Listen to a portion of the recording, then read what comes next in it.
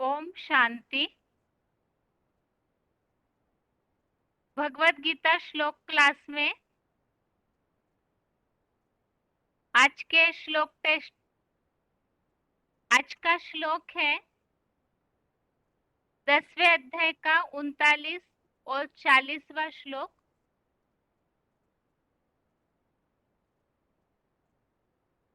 अध्याय 10 का श्लोक नंबर 39, 40।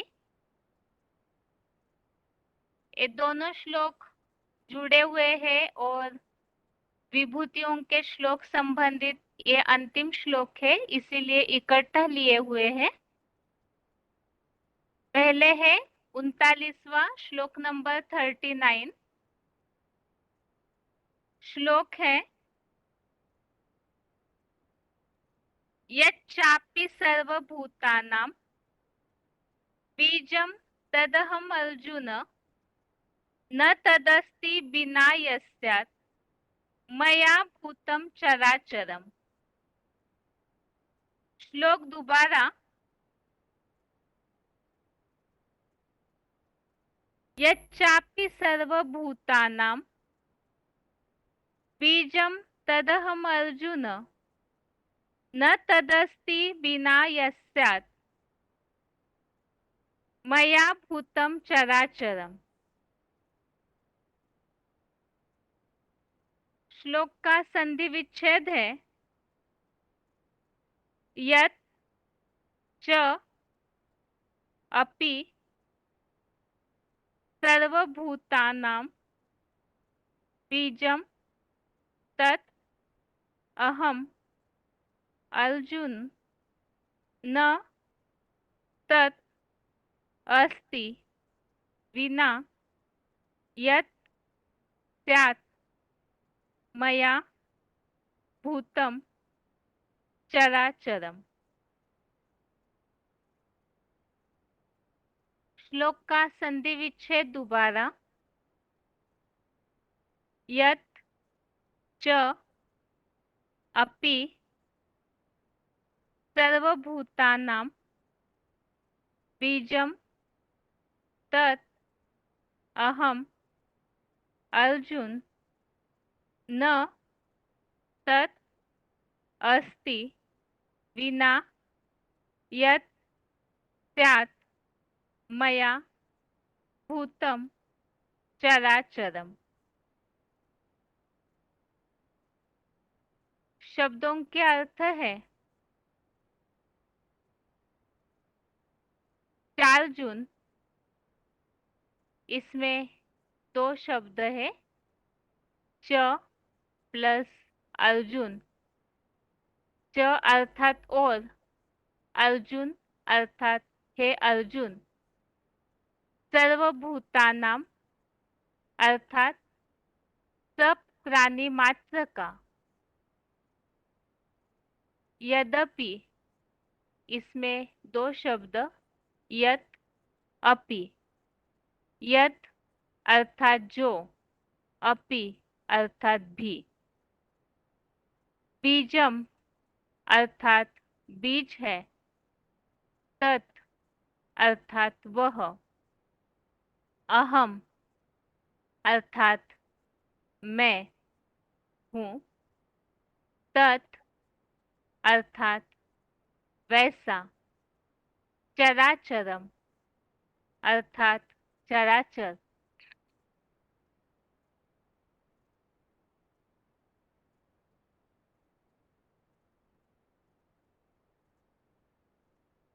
भूतम अर्थात प्राणी। नास्ति इसमें 2 शब्द न अस्ति। न अर्थात नहीं, अस्ति अर्थात है। नास्ति अर्थात नहीं है। यन्मया इसमें 2 शब्द यत् मया। यत् अर्थात जो, मया अर्थात मेरे से। विना अर्थात रहित। स्यात् अर्थात हो।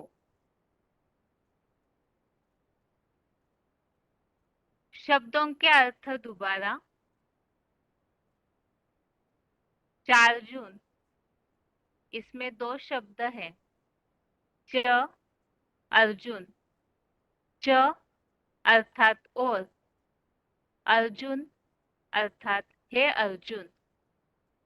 सर्वभूतानां अर्थात सब प्राणी मात्र का। यद्यपि, इसमें 2 शब्द है। यत अपि, यत अर्थात जो, अपि अर्थात भी।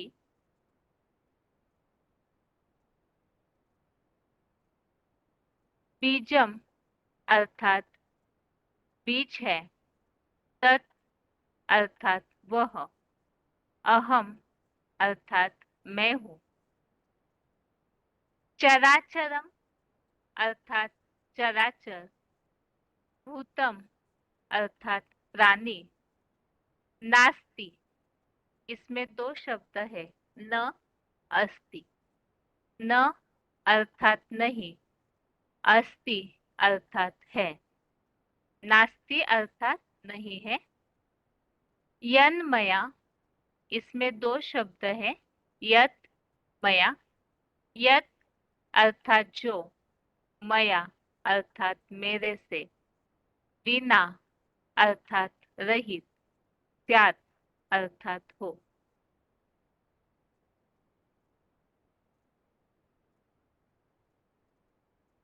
श्लोक का अर्थ है, और हे अर्जुन, सब प्राणी मात्र का जो भी बीज है वह मैं हूँ। वैसा चराचर प्राणी नहीं है जो मेरे से रहित हो। तो अभी तक विभूतियों के श्लोकों में हमने काफी सारी बातें देखी है कि ये जो विभूतियों का विस्तार है उसमें से कुछ बातें भगवान ने अर्जुन को बताई है, क्योंकि विभूतियों के शुरुआत के श्लोकों में जहाँ बात चल रही थी कि ये जो विभूतियां है ये मेरे ही आत्म भाव है, ऐसे भगवान ने अर्जुन को बताया। और भगवान से ही योग ऊर्जा लेकर के ये विभूतियां इस तरह से विशेष बन जाती है।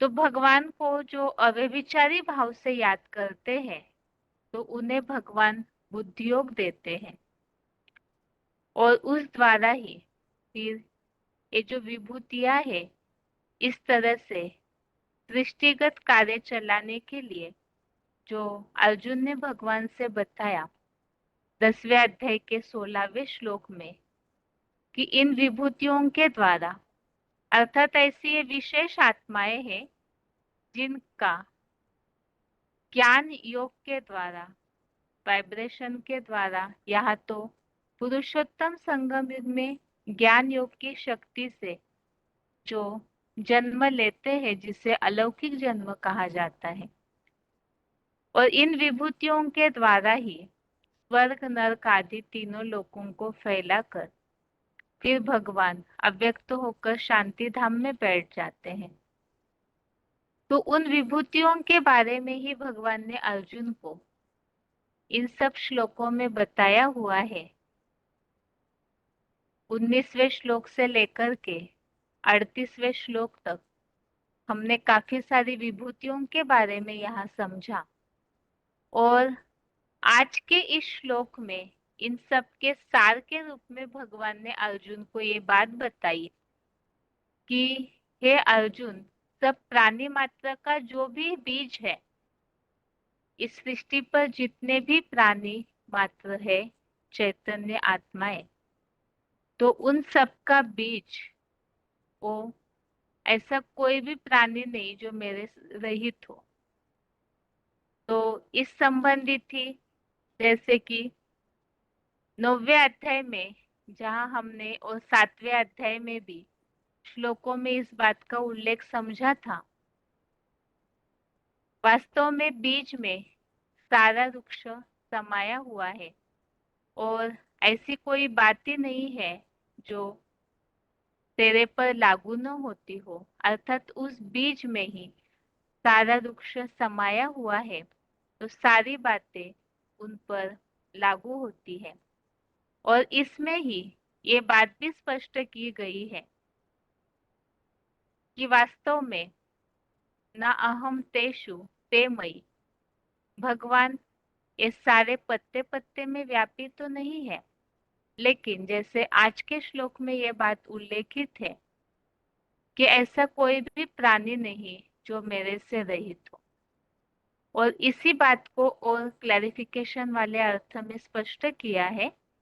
क्लैरिफिकेशन सहित अर्थ है, हे अर्जुन, 84 लाख योनियों में सब प्राणी मात्र का जो कुछ भी अनादि पिता रूप बीज है, वह शिव समान ज्योतिर्लिंग रूप मैं हूँ। वैसा एक भी चराचर प्राणी संसार में नहीं है जो मेरे मानव बीज योगीश्वर सनत कुमार जगन्नाथ विश्वनाथ से रहित हो। तो 84 लाख योनियों के लिए बताते हैं कि मनुष्य आत्मा 84 लाख योनियों से प्रसारित होती है। वास्तव में ऐसे तो है नहीं, क्योंकि मनुष्य सृष्टि जो जैसा बीज होगा वैसे ही जन्म पाता है। इस अनुसार यहाँ सब मनुष्य मनुष्य रूप में ही जन्म लेते हैं, लेकिन संस्कार उनके 84 लाख योनियों जैसे होते हैं। लेकिन वो आत्माएं इतना पूरा भरपूर पार्ट नहीं बजा सकती, लेकिन जो मनुष्य सृष्टि रूपी वृक्ष का बीज है, वो बताया कि 84 लाख योनियों में सब प्राणी मात्र का जो कुछ भी अनादि पिता रूप बीज है, तो उस मनुष्य सृष्टि रूपी वृक्ष का जो बीज है, तो उस बीज में पूरे 84 लाख योनियों के भी संस्कार समाये हुए रहते हैं। तो वह शिव समान ज्योतिर्लिंग रूप मैं हूँ। और वैसा एक भी चराचर प्राणी संसार में नहीं है जो मेरे से रहित हो, अर्थात जो मानव बीज है योगीश्वर सनत कुमार जगन्नाथ या विश्वनाथ से रहित हो। और इसी बात के लिए नीचे मुरली पॉइंट दिया हुआ है। मुरली तारीख है 11 अप्रैल 1974, मुरली डेट 11 अप्रैल 1974। दुनिया की ऐसी कोई चीज नहीं जो बीज रूप तेरे पर लागू न हो। तो जितने भी 84 लाख योनियों के संस्कार है वो उस बीज में दिखाई देते हैं। बीज आत्मा को कोई 84 लाख कीटक पशु पंछियों में जन्म लेने की बात नहीं है, बल्कि वो सारे संस्कार उस बीज में दिखने में आते हैं। और यहाँ नीचे बताया है, जैसे बिजली की पावर जड़ यंत्रों को चलाती है। यंत्र तो जड़ होते हैं, जैसे ही उसको बिजली से करंट मिलने लगता है तो वैसे ही वो यंत्र मशीनें चलने लगती है।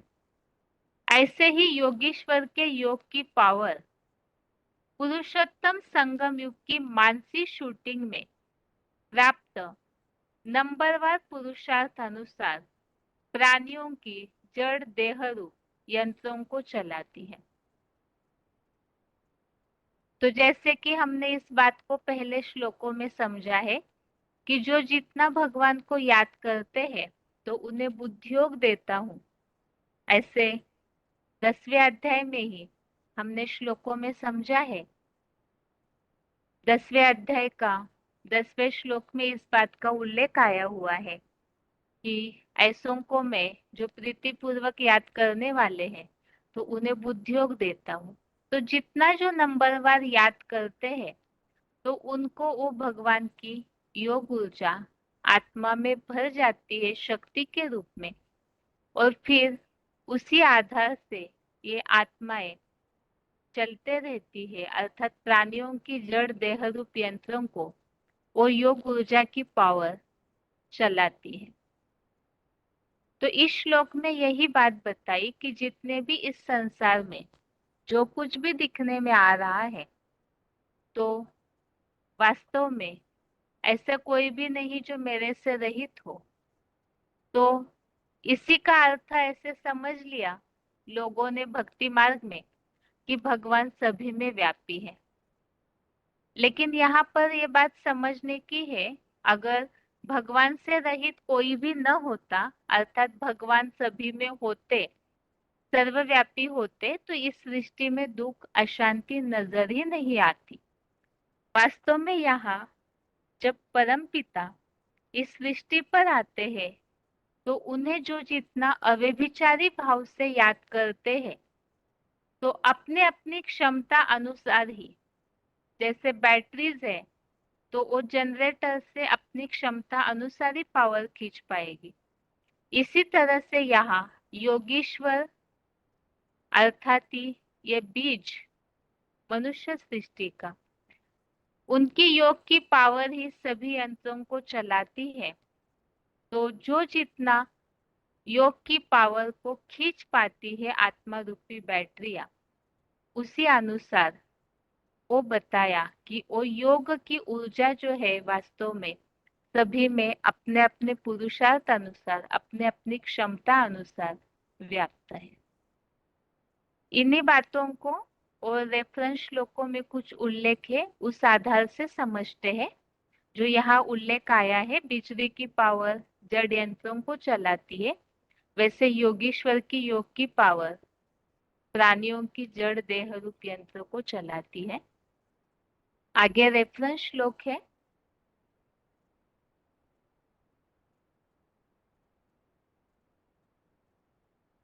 दसवें अध्याय का 18वां अध्याय 10 का श्लोक नंबर 18। इसमें इस बात को स्पष्ट किया है, विभूतियों में परमात्मा सर्वव्यापक नहीं है।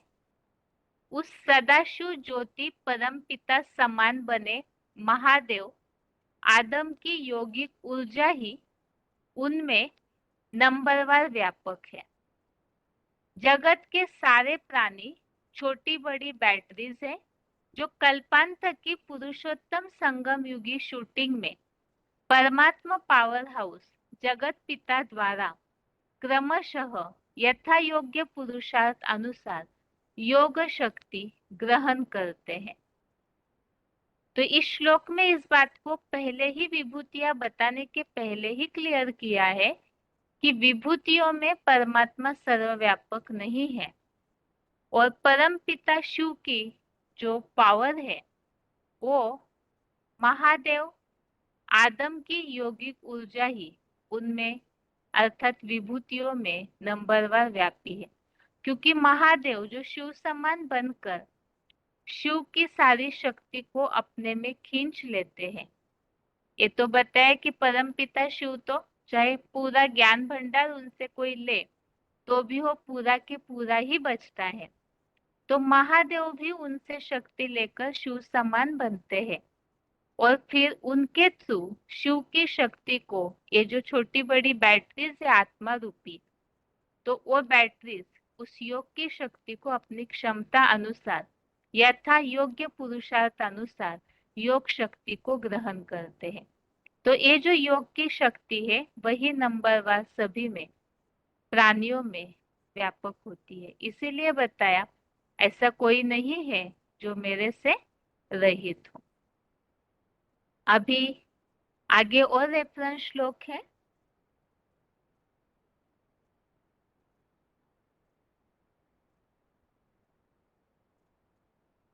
जो श्लोकों में उल्लेख आया हुआ है आज के श्लोक में, यच्चापि सर्वभूतानां बीजम तदहम अर्जुन, अर्थात सब प्राणियों का जो कुछ भी बीज है वो मैं हूँ।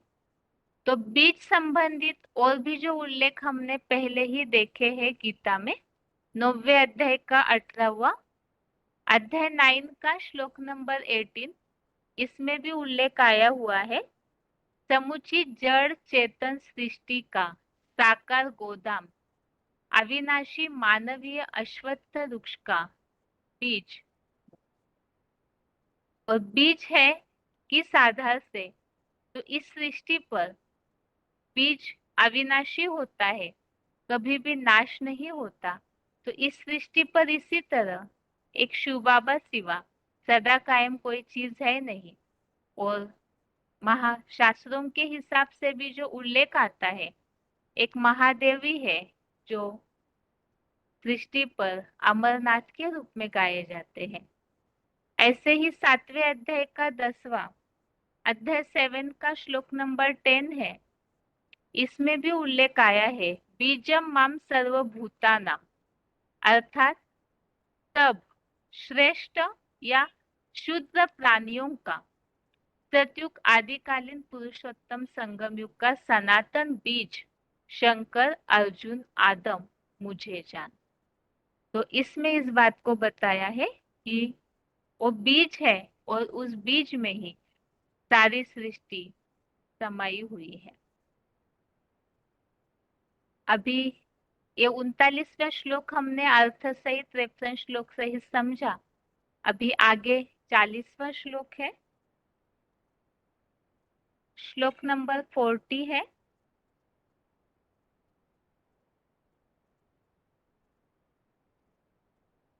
नान्तोऽस्ति मम दिव्यानां विभूतीनां परन्तप, एष तदुद्देश्यतः प्रोक्तो विभूतेर्विस्तरो मया। श्लोक दोबारा। नान्तोऽस्ति मम दिव्यानां विभूतीनां परन्तप, एष तु उद्देश्यतः प्रोक्तो विभूतेर्विस्तरो मया। श्लोक का संधि विच्छेद है, न अंतः अस्ति मम दिव्यानां विभूतीनां परन्तप, एष तु उद्देश्यतः प्रोक्तः विभूते विस्तरः मया। संधि विच्छेद दोबारा। न अंतः अस्ति मम दिव्यानां विभूतीनां परन्तप, एष तु उद्देश्यतः प्रोक्तः विभूते विस्तरः मया। श्लोक का शब्दों के अर्थ है, परंतप अर्थात हे शत्रुतापक, मम अर्थात मेरी, दिव्यानाम अर्थात दिव्य, विभूति नामंतः इसमें दो शब्द है, विभूति नाम और अंतः। विभूति नाम अर्थात विभूतियों का, अंतः अर्थात अंत। नास्ति इसमें दो शब्द है, न अस्ति, न अर्थात नहीं, अस्ति अर्थात है, नास्ति अर्थात नहीं है। एष अर्थात यह, विभूते अर्थात विभूतियों का, विस्तरः अर्थात विस्तार, तू अर्थात तो, मया अर्थात मैंने, उद्देश्यतः अर्थात संक्षेप में, प्रोक्तः अर्थात कहा है। शब्दों के अर्थ दोबारा।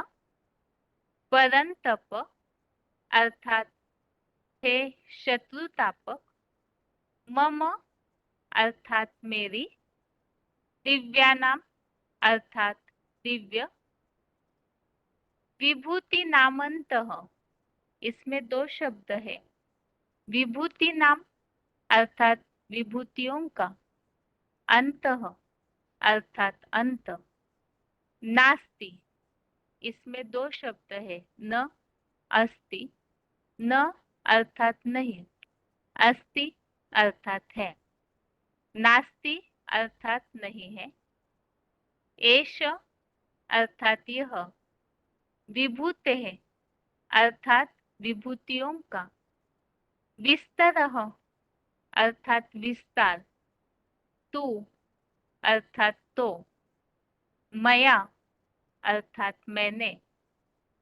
उद्देश्यतः अर्थात संक्षेप में, प्रोक्तः अर्थात कहा है। अभी श्लोक का अर्थ है, हे शत्रुतापक, मेरी दिव्य विभूतियों का अंत नहीं है। यह विभूतियों का विस्तार तो मैंने संक्षेप में कहा है। इसमें क्लैरिफिकेशन ज्यादा नहीं है, इसलिए क्लैरिफिकेशन सहित अर्थ है, हे कामादिक शत्रुतापक, मेरी नंबरवार दिव्य विभूतियों का अंत नहीं है। यह ऊपर की बताई गई विभूतियों का विस्तार तो मैंने संक्षेप में कहा है। तो यहाँ पर तो 19 श्लोकों में अलग अलग प्रकार की विभूतियों के बारे में बताया है, और ये भी हमने इन विभूतियों के श्लोकों में समझा है। कोई जड़, अस्त्र शस्त्रों, जीव जंतु, प्राणियों की बात नहीं है कि उनमें भगवान उनके द्वारा कोई कार्य करते हो। सच में ही मोर के द्वारा कोई भगवान कार्य करते हो, या सिंह के रूप में कोई ऐसा कार्य करते हो जो बताया पशुओं में सिंह हूं वगैरह। वास्तव में यहाँ पर ये सब बातें भगवान से जिन आत्माओं ने नंबरवार पुरुषोत्तम संगम युग में अपने अपने पुरुषार्थ अनुसार योग ऊर्जा की पावर को भरा है, तो वही विभूतियां हो गई, क्योंकि याद की योग की ऊर्जा को भरा और ज्ञान के द्वारा उनका दिव्य जन्म होता है। तो वो दिव्य विभूतियों के द्वारा ये सृष्टिगत कार्य चलता है। अर्थात ऐसी कोई आत्माएं हैं चैतन्य पार्टधारी, मनुष्य आत्माएं होते हुए भी वो भगवान की याद की शक्ति के द्वारा ऐसा विशेष पार्ट इस संसार में बजाती है, तो जिन्हें ही विभूतियां, दिव्य विभूतियां कहा। अब सृष्टि बड़ी है, उसका सृष्टिगत कार्य चलाने वाली जो विभूतियां है, इसलिए बताया उन विभूतियों का अंत नहीं, और उन्हीं का विस्तार संक्षेप में यह 10वें अध्याय में भगवान ने अर्जुन को समझाया है। और इसमें से ही एक श्लोक में जो इसी तरह का उल्लेख आया था, उसे यहाँ रेफरेंस में लिया है 10वें अध्याय का 19, अध्याय 10 का श्लोक नंबर 19 में ये बात बताई है भगवान ने। हे कुरुश्रेष्ठ, पहले किसी को न बताई गई ये खास खास दिव्य अपनी विभूतियां, गहराई से ज्ञान अर्जन अर्थ उत्कंठित तुझे अनुकंपार्थ कहूंगा, क्योंकि मेरे विस्तार वाले का अंत नहीं है। यहाँ तो सबसे मुख्य विभूति भगवान की है महादेव, जो शिव समान बनती है, तो उनके लिए विशेष बताया कि उनका अंत नहीं है। इस तरह से ये 10वें अध्याय का 39 और 40वां श्लोक हुआ, और यहाँ हमने अर्थ समझा दोनों श्लोकों में कि ये ऐसा सृष्टि रूपी, मानवीय सृष्टि रूपी वृक्ष का बीज है, और सब प्राणी मात्र का भी बीज है, 84 लाख योनियों का भी अनादि पिता रूप बीज, क्योंकि उनमें सब संस्कार समाये हुए हैं, और ऐसा कोई प्राणी नहीं जो मेरे से रहित हो। और ऐसी जो भी विभूतियां है, तो बताया कि इन दिव्य विभूतियों का अंत नहीं है। ये श्लोक का अर्थ हुआ। अभी उच्चारण सुनते हैं, उसके बाद पॉइंट्स।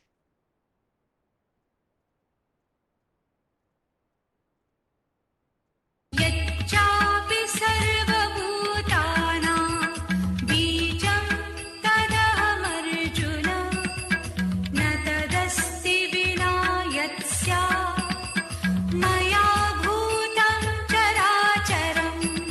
और हे अर्जुन, 84 लाख योनियों में सब प्राणी मात्र का जो कुछ भी अनादि पिता रूप बीज है, वह शिव समान ज्योतिर्लिंग रूप मैं हूँ।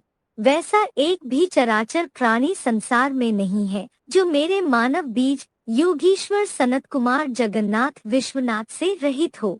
दुनिया की ऐसी कोई चीज नहीं जो बीज रूप तेरे पर लागू ना हो। मुरली तारीख 11/4/74 पृष्ठ 3 अंत। जैसे बिजली की पावर जड़ यंत्रों को चलाती है, वैसे ही योगीश्वर के योग की पावर पुरुषोत्तम संगमयुग की मानसी शूटिंग में प्राप्त पुरुषार्थानुसार नंबरवार प्राणियों की जड़ देहरूप यंत्रों को चलाती है।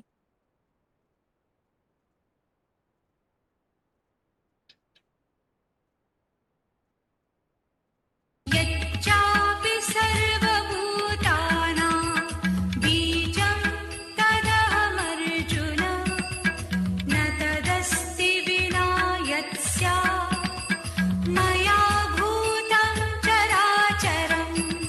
और हे अर्जुन, 84 लाख योनियों में सब प्राणी मात्र का जो कुछ भी अनादि पिता रूप बीज है, वह शिव समान ज्योतिर्लिंग रूप मैं हूँ। वैसा एक भी चराचर प्राणी संसार में नहीं है जो मेरे मानव बीज योगीश्वर सनत कुमार जगन्नाथ विश्वनाथ से रहित हो। दुनिया की ऐसी कोई चीज नहीं जो बीज रूप तेरे पर लागू ना हो। मुरली तारीख 11/4/74 पृष्ठ 3 अंत। जैसे बिजली की पावर जड़ यंत्रों को चलाती है, वैसे ही योगीश्वर के योग की पावर पुरुषोत्तम संगमयुग की मानसी शूटिंग में प्राप्त पुरुषार्थानुसार नंबरवार प्राणियों की जड़ देहरूप यंत्रों को चलाती है।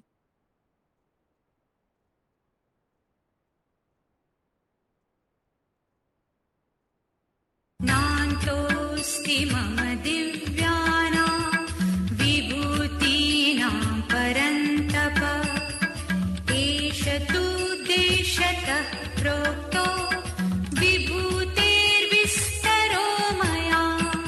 हे कामादिक शत्रुतापक, मेरी नंबरवार दिव्य विभूतियों का अंत नहीं है। यह ऊपर की बताई गई विभूतियों का विस्तार तो मैंने संक्षेप में कहा है।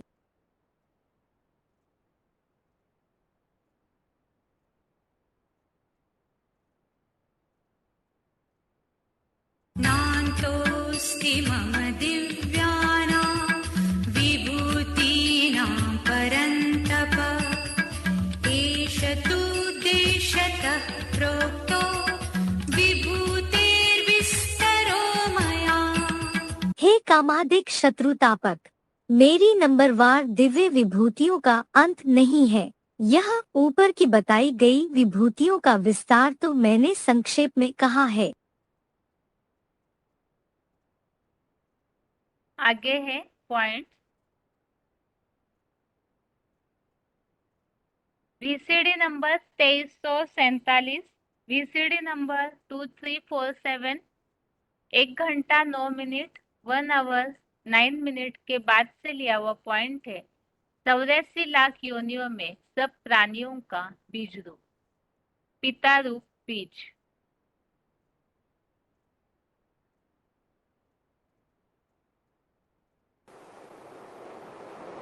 क्योंकि शास्त्रकारों ने मनुष्य आत्मा को 84 लाख योनियों में ढकेल दिया। 84 लाख का चक्कर लगाने के बाद फिर मनुष्य जन्म मिलता है।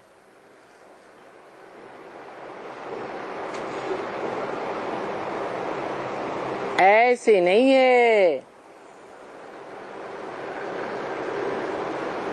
वास्तव में इस दुनिया के जो भी प्राणी मात्र हैं,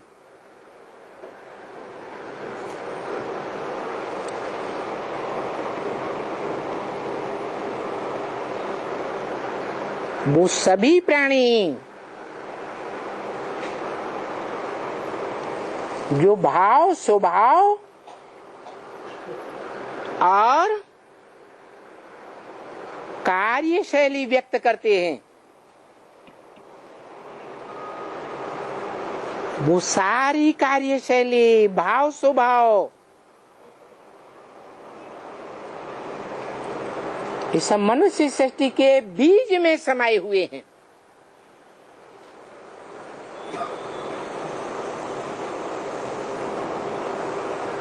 वो एक ही मनुष्य आत्मा है, सारी मनुष्य आत्माओं का बीज।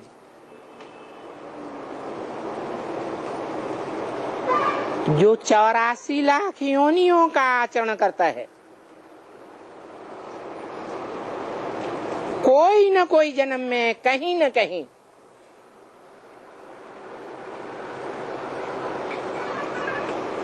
बाकी सभी मनुष्य आत्माएं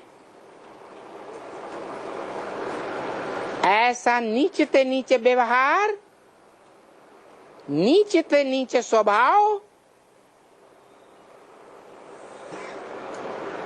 धारण ही नहीं कर सकते।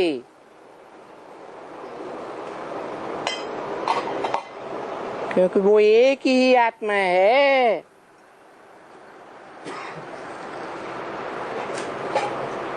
जो नीचते नीचे पार्टी भी बजाती है और ऊंचते ऊंचे पार्टी भी बजाती है।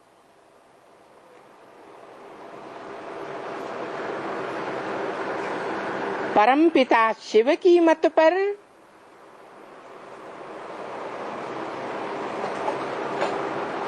प्रैक्टिकल जीवन में योगी बन करके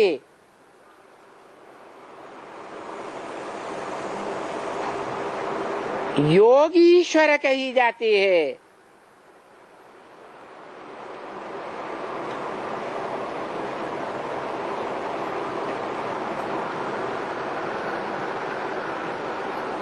जिसे योगीश्वर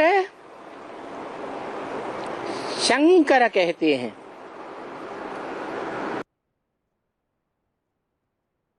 अगला पॉइंट है वार्तालाप number 683, discussion number 683, 23 minute 23 minutes के बाद से लिया हुआ पॉइंट है।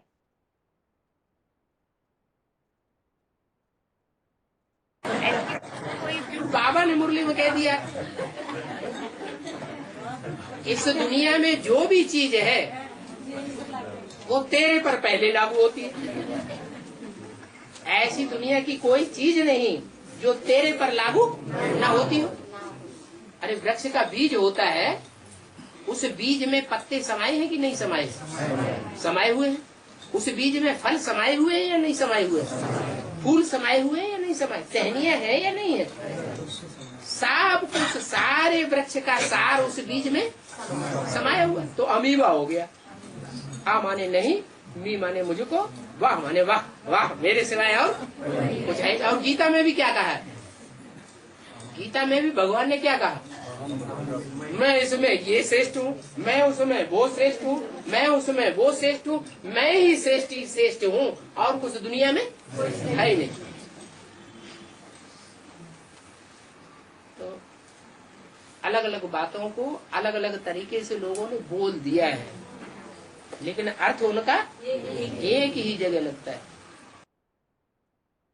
अगला पॉइंट है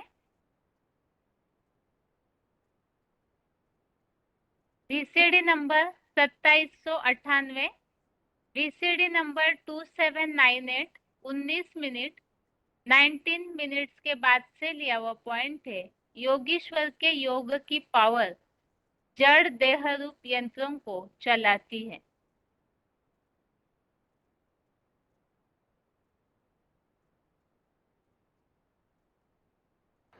जो जितने अव्यभिचारी हैं, एक जन्म के नहीं, अनेक जन्मों के जितने अव्यभिचारी मन बुद्धि से, ज्ञानेंद्रियों से, कर्मेंद्रियों से, उतनी उनको पावर, योग बल की जन्म जन्मांतर मिलती है। किससे?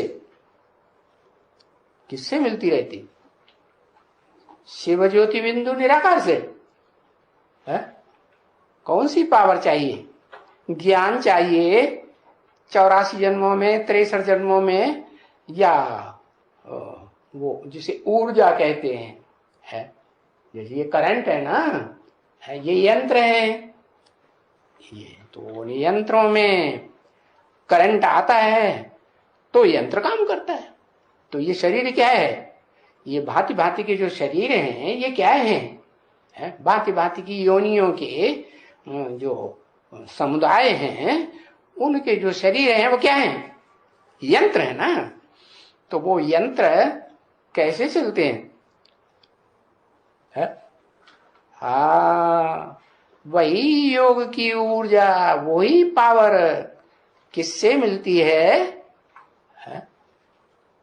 जन्म जन्मांतर मिलती है। किससे मिलती है? किससे मिलती है? वो योग के एक भंडारी से, जिसे योगेश्वर कहा जाता है। क्या? अब भक्ति मार्ग में उन्होंने 3 योगेश्वर दिखाई दिए है। फिर दुनिया के जो कलयुगी दुनिया के लोग हैं उनका भी नाम रख दिया ज्ञानेश्वर, योगेश्वर। अरे इस दुनिया में योगेश्वर ज्ञानेश्वर ज्ञानियों की ईश्वर कहां से आ जाएंगे? ज्ञानियों का ईश्वर तो एक ही अखूट ज्ञान का भंडारी है, जो जन्म मरण के चक्कर में क्या नहीं आता है। वो तो सदा शिव है, क्या सदा निराकार है, निर्विकारी है, निरहंकारी है, अभोक्ता है, अकर्ता है और अगर्भ है, गर्भ से जन्म नहीं लेता। तो जो गर्भ से जन्म लेने वाली भोगी आत्माएं हैं, उनको फिर वो योग का जो भंडार है, योग की ऊर्जा है, कहां से मिलती है? जरूर इस षष्ठी रूपी रंगमंच पर कोई वो भंडार है, योगीश्वर जिसे शास्त्रों में कहा गया है। इस तरह से ये 39वें श्लोक संबंधित पॉइंट्स हमने समझे, और अभी आगे है रिवीजन।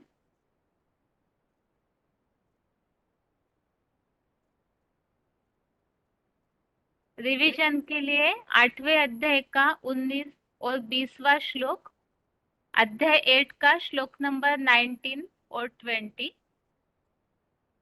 श्लोकों में हम बात समझ रहे हैं। जो शुरुआत में बात आई थी, जो अव्यभिचारी भाव से भगवान को नित्य लगनशील रीति से याद करते हैं, ऐसे योगियों को मैं सुखपूर्वक मिलता हूँ। और जो फिर मेरे पास अर्थात भगवान के पास पहुंच जाते हैं, ऐसी आत्माएं फिर 21 जन्मों तक स्वर्गीय सुख भोगते हैं। उसके पहले नारकीय दुनिया में अर्थात दुखी दुनिया में नहीं आते हैं। उनका फिर से इस दुखी दुनिया में जन्म नहीं होता है। अब नारकीय दुनिया में नहीं आते हैं, इस बात को समझाने के लिए ही फिर 17वें श्लोक से आगे बताया हुआ है कि 2500 वर्ष स्वर्ग सतयुग त्रेतायुग रूपी दिन होता है, जिसे ब्रह्मा का दिन शास्त्रों में कहा हुआ है। और यहाँ भगवत गीता में भी इस बात का उल्लेख है।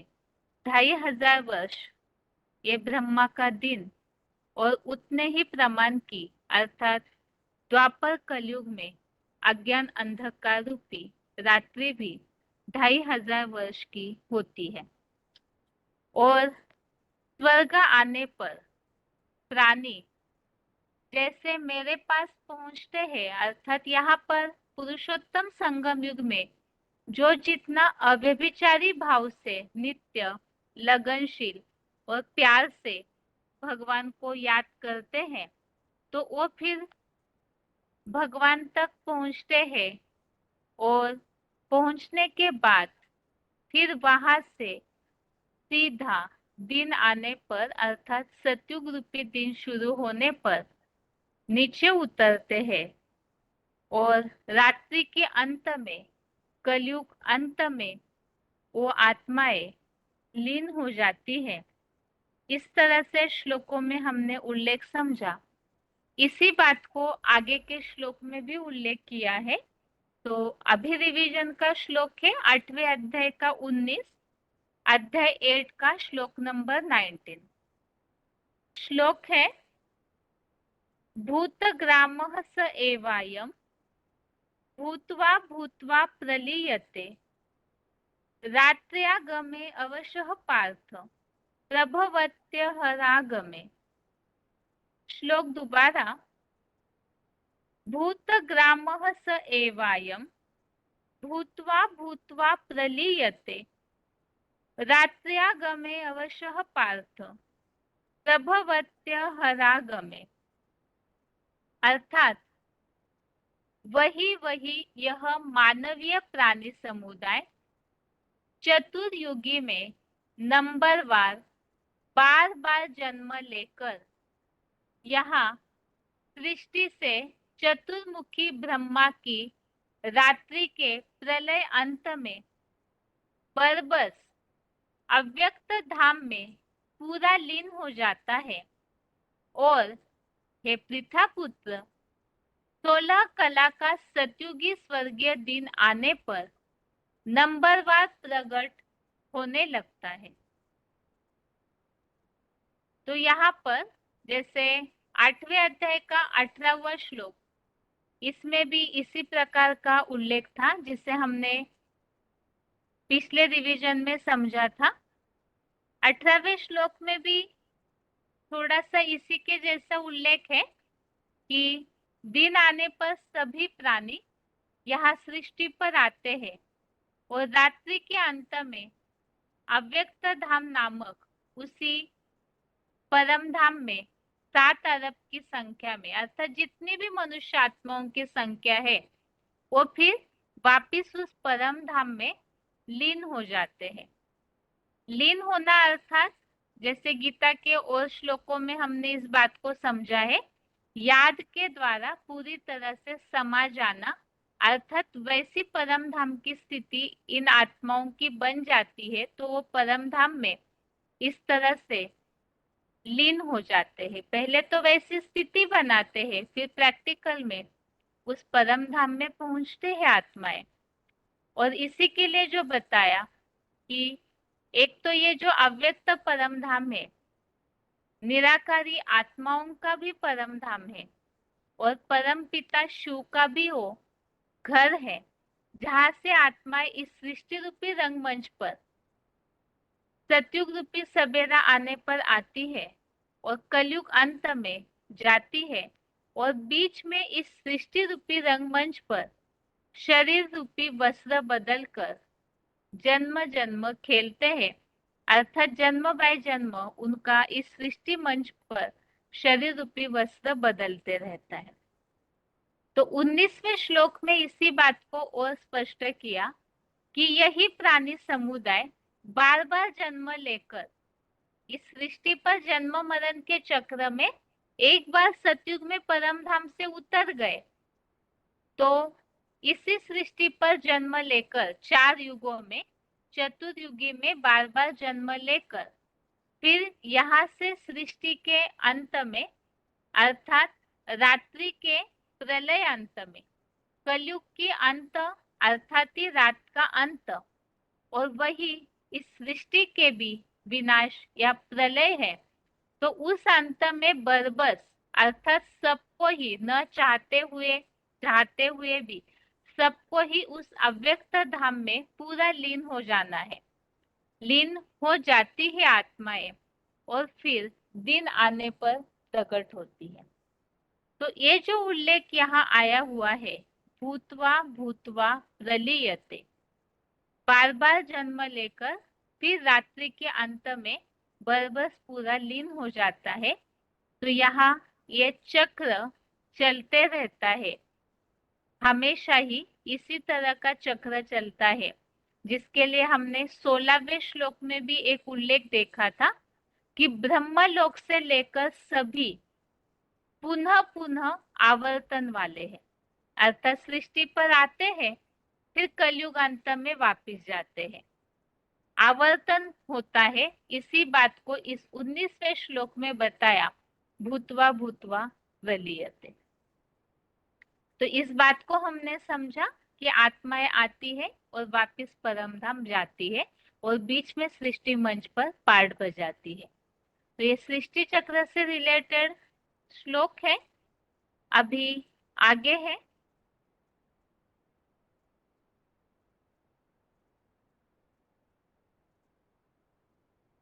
बीसवा श्लोक, 8वें अध्याय का श्लोक नंबर 20।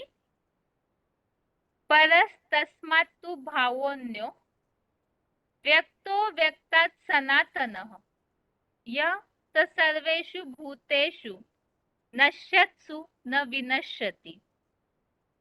श्लोक दोबारा, परस्तस्मात्तु भावोऽन्यो व्यक्तो व्यक्तात् सनातनः यः स सर्वेषु भूतेषु नश्यत्सु न विनश्यति। अर्थात उस अदर्शनीय देवात्माओं से भी प्रबल जो अदर्शनीय बीज रूप रुद्रगणों का दूसरा प्राचीनतम भाव है। इसी के लिए यहाँ स्पष्टीकरण दिया है। सृष्टि वृक्षीय 4.5 लाख असल सूर्यवंशी चैतन्य सितारों का पितृभाव है। वह सब प्राणियों के पार्ट का समय अंतराल नष्ट होने पर भी नहीं विनाश होता। तो यहाँ बताया कि जो ऐसे अदर्शनीय देवात्माओं से भी प्रबल एक ऐसी कैटेगरी है, ऐसी देवात्माएं हैं 4.5 लाख जो सतयुग त्रेता युग में आती है, विशेषतः सतयुग में। तो उनसे भी प्रबल जो अदर्शनीय बीज रूप रुद्रगणों का प्राचीनतम भाव अर्थात पितृभाव। तो यहाँ बताया जैसे कि सतयुग की फर्स्ट जनरेशन 9 लाख है, उन 9 लाख में आधे हैं 4.5 लाख जन्म लेने वाले, तो वो अदर्शनीय देवात्माएं हुई 4.5 लाख जन्म लेने वाले जो सतयुग में पहले जन्म में आती है, जैसे ब्रह्मा सरस्वती जैसी आत्माएं। और उनसे भी प्रबल अदर्शनीय बीज रूप रुद्रगणों का प्राचीनतम पितृभाव अर्थात 4.5 लाख असल सूर्यवंशी चैतन्य सितारे जो बीज रूप आत्माएं हैं, जिनका विनाश नहीं होता, जो जन्म देने के निमित्त बनती है। तो उन बीज रूप आत्माओं को बताया पितृभाव 4.5 लाख आत्माएं। वह सब प्राणियों के पार्ट का समय अंतराल नष्ट होने पर भी नहीं विनाश होता। अर्थात ऐसे पितृभाव वाली जो बीज रूप आत्माएं हैं उनका विनाश नहीं होता। इसी बात को यहाँ नीचे जो सूर्यवंशी चैतन्य सितारों का पितृभाव, यहाँ नीचे इसमें एक निशानी दी है, उसी के बारे में नीचे फुटनोट है। आकाशीय 9 लाख जड़ सितारों मानिंद धरती के बीज रूप पितृभावी दिन के 4.5 लाख अतीन्द्रिय सुख वाले वैकुंठ के कलातीत चैतन्य सितारे हैं, जिनमें 16 कला सतयुगी कृष्ण चंद्र जैसे 4.5 लाख रात्रि के मातृभावी भी मिल जाते हैं। तो आसमान में 9 लाख सितारों का गायन है, जो उल्लेख आता है शास्त्रों में 9 लाख का हार। तो वो 9 लाख सितारे वो तो जड़ है जो आसमान में है, उनका ही प्रतिरूप यहाँ चैतन्य सितारे इस सृष्टि मंच पर है 9 लाख। उनमें 4.5 लाख है पितृभावी अर्थात 4.5 लाख बीज रूप आत्माएं जो रुद्रमाला के मन के, जिनका विनाश में विनाश नहीं होता, जिनके लिए बताया सब प्राणियों के नष्ट होने पर भी विनाश नहीं होता। ऐसे 4.5 लाख रुद्रमाला के मन के बीज रूप आत्माएं, पितृभावी सितारे, जो पुरुषोत्तम संगम युग में अतीन्द्रिय सुख, वैकुंठ का सुख पाते हैं, और जिनमें 4.5 लाख मातृभावी अर्थात फर्स्ट जन्म की जनरेशन जैसे कृष्ण वाली आत्मा, ब्रह्मा सरस्वती वाली आत्माएं, जो पहले जन्म की जनरेशन और उन्हीं की तरह उनके फॉलोवर्स, वो 4.5 लाख मातृभावी मिल जाते हैं।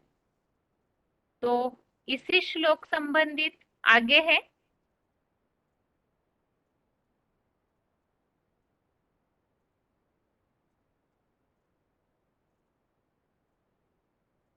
जो 4.5 लाख आत्माओं का विनाश नहीं होता, इसी बात के लिए यहाँ रुद्रमाला के बीज रूप आत्माओं का जो मुखिया है, जिसके लिए श्लोक में उल्लेख यहाँ दूसरे अध्याय का 16वां और 17वां, अध्याय 2 का श्लोक नंबर 16, असत का अस्तित्व नहीं होता और कोई भी सत्य का कल्पांतकारी महाविनाश में अभाव नहीं होता। जैसे सृष्टि बीज महादेव आदम देह से भी सदाकाल है और रहेगा, तो जो सृष्टि रूपी वृक्ष का बीज है महादेव, उनका तो अंत नहीं होता क्योंकि वो सत्य है, उनका सृष्टि में अंत नहीं होता। तो महादेव ही रुद्र है, तो उनके जो रुद्रमाला के मन के है, उनके लिए भी बताया सब प्राणियों का विनाश होने पर भी उनका विनाश नहीं होता। ऐसे ही 17वां श्लोक दूसरे अध्याय का, इसमें भी उल्लेख आया है कि जिस मानवीय सृष्टि वृक्ष के बीच महादेव द्वारा यह अश्वत्थ नामक सृष्टि वृक्ष फैला है, उसको अविनाशी जान, उस अविनाशी जगत पिता स्वरूप साकार बीज का विनाश करने में कोई भी समर्थ नहीं है। तो उन्हीं की तरह उनके 4.5 लाख रुद्रमाला के मन के, उनका भी प्रलय काल में विनाश नहीं होता। अभी इसी श्लोक संबंधित आगे पॉइंट्स देखते हैं।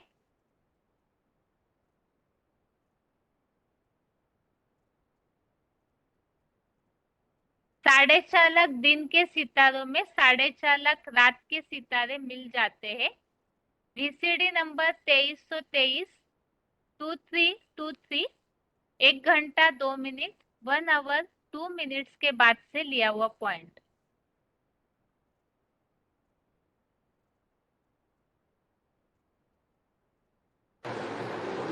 एक दिन के सितारे और एक रात के सितारे, दोनों प्रकार के सितारे मिलकर के संख्या कितनी गिनी जाती है?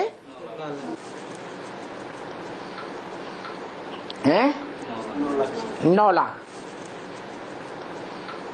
कहते हैं रानी का हार भी 9 लाखा गाया जाता है? कौन से हार की बात होगी? है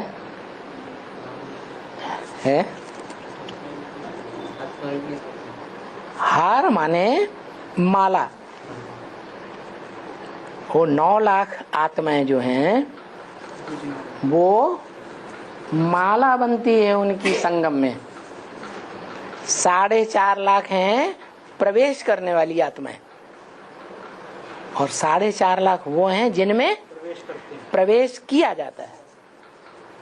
इस तरह 9 लाख सितारे हैं जो संगम युगी नारी से लक्ष्मी बनने वाली आत्मा के गले का हार बनते हैं, इसलिए वो 9 लाख हार गाया जाता है। आगे है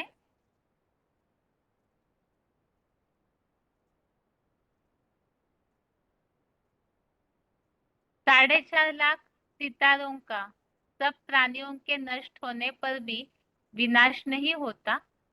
VCD नंबर 1241 1241, 31 मिनट 31 मिनट के बाद से लिया हुआ पॉइंट।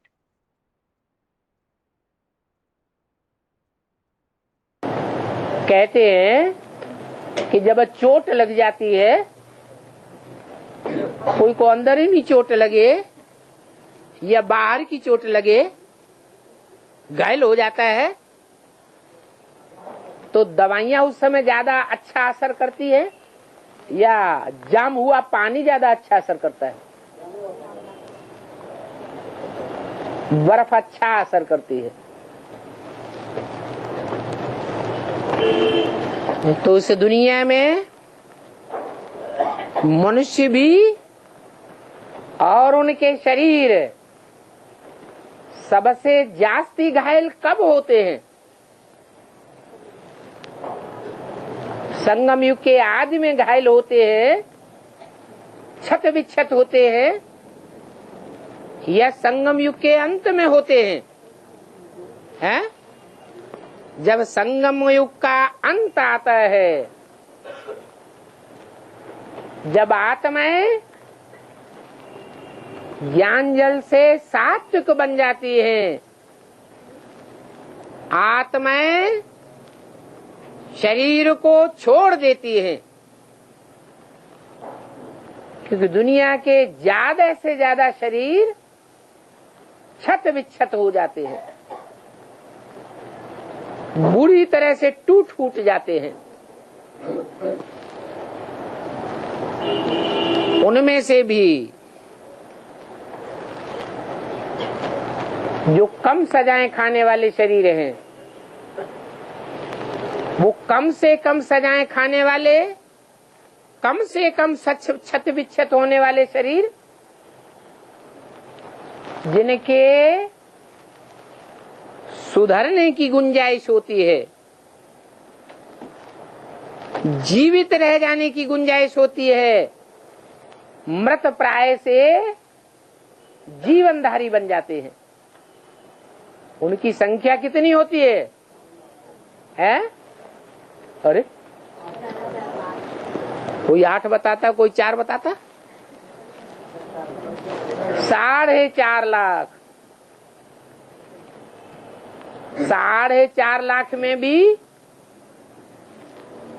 बहुत थोड़े से ऐसे हैं, जैसे कहीं भूकंप आते हैं। मान लो 2001 में भुज में, गुजरात में भूकंप आया, तो कहीं कहीं ऐसा देखा गया कोई कोई बच्चे बिल्कुल सुरक्षित निकले, उनको एक खरोंच भी शरीर में नहीं आई। उनकी संख्या परसेंटेज में बहुत कम होती है या ज्यादा होती है? बहुत कम होती है। तो 4-4.5 लाख में से सिर्फ 8 शरीर ऐसे निकलते हैं जो प्रकृति की मार से क्षत विक्षत भी नहीं होते। बल शरीर तो सभी मृत प्राय हो जाएंगे, परंतु वो पूरे क्षत विक्षत 8 शरीर नहीं होंगे। और बाकी को कुछ न कुछ सजा मिलेगी जरूर, कोई को कम, कोई को ज्यादा। फिर भी वो शरीर येन केन प्रकारेण अंतिम विनाश में बर्फ में दब जावेंगे, जाम हो जावेंगे,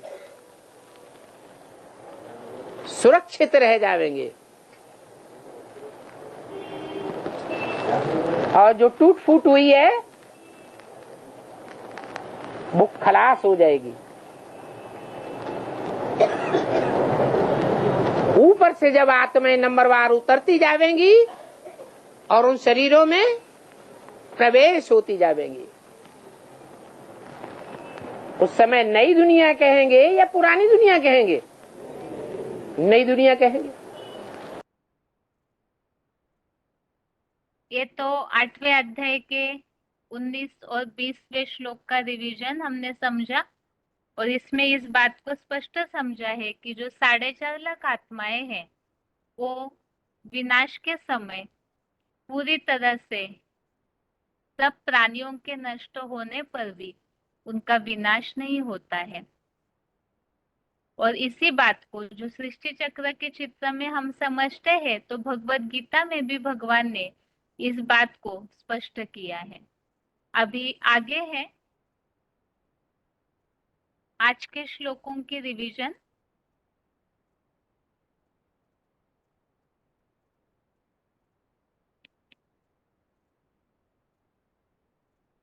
दसवें अध्याय का 39, अध्याय 10 का 39। यच्चापि सर्वभूतानां बीजं तदहम अर्जुन न तदस्ति विना यस्यात् मया भूतम चराचरम। अर्थात, और हे अर्जुन, 84 लाख योनियों में सब प्राणी मात्र का जो कुछ भी अनादि पिता रूप बीज है, वह शिव समान ज्योतिर्लिंग रूप मैं हूँ। वैसा एक भी चराचर प्राणी संसार में नहीं है जो मेरे मानव बीज योगीश्वर सनत कुमार जगन्नाथ विश्वनाथ से रहित हो। मुरली पॉइंट है नीचे। 11 अप्रैल 1974। दुनिया की ऐसी कोई चीज नहीं जो बीज रूप तेरे पर लागू न हो। जैसे बिजली की पावर जड़ यंत्रों को चलाती है, वैसे ही योगीश्वर के योग की पावर पुरुषोत्तम संगम युग की मानसी शूटिंग में प्राप्त नंबरवार पुरुषार्थ अनुसार प्राणियों की जड़ देह रूप यंत्रों को चलाती है।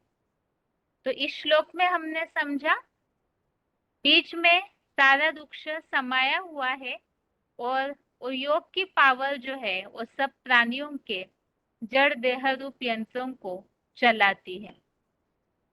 आगे है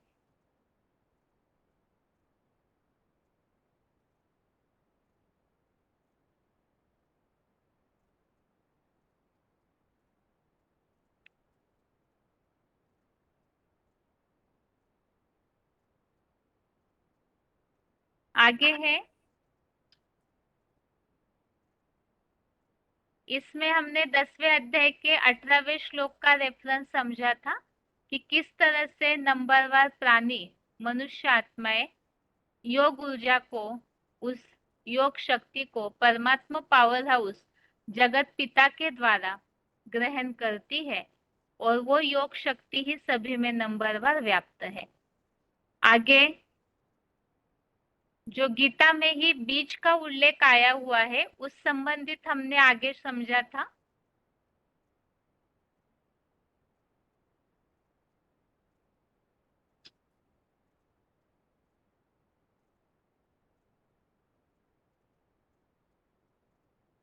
नौवे अध्याय का 18 और 7वें अध्याय का 10, अध्याय 9 का 18 और अध्याय 7 का श्लोक नंबर 10, इन दोनों में भी बीज का उल्लेख है कि किस तरह से मानवीय सृष्टि का बीज है। आगे है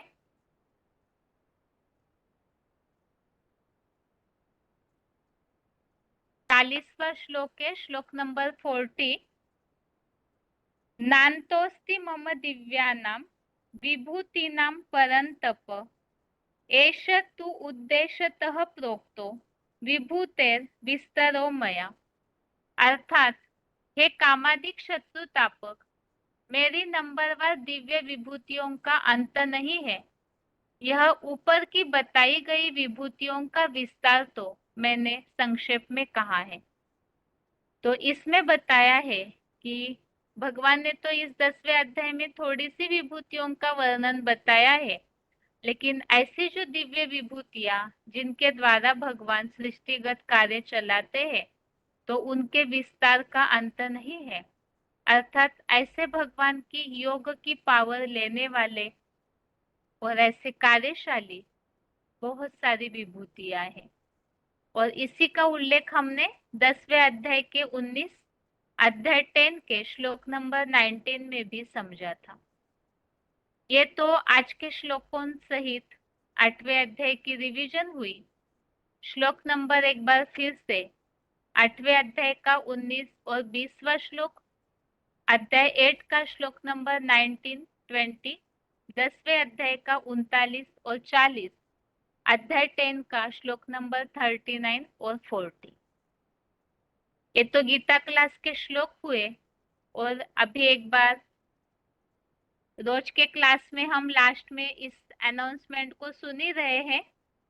बाकी आज ही 15 अगस्त है, और हिंदी संबंधित जो ऑनलाइन संदेश देने का प्रोग्राम है और आज ही है, इसीलिए आप सभी नंबर पहले ही नोट किए हुए हैं, भाषाओं का डिटेल भी पहले ही नोट कराया हुआ है। तो इस बात का प्रयास जरूर करें, स्वतंत्रता दिवस असली मायने में किस तरह मनाना है। भक्ति मार्गीय तरीके से लौकिक दुनिया में तो स्थूल तरीके से मनाया जाता है, लेकिन सच्ची स्वतंत्रता क्या है, सच्चा रक्षाबंधन क्या है, जिससे कि सही सुख शांति की और खुशियों की महसूसता हो सके, उसे समझने के लिए ये ऑनलाइन संदेश का प्रोग्राम है।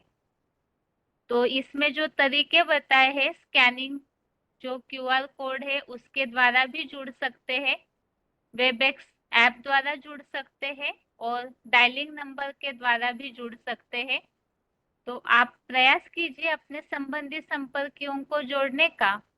हिंदी भाषा के लिए आज का रात को 8 से 9 बजे तक, नाइट 8 PM से 9 PM तक।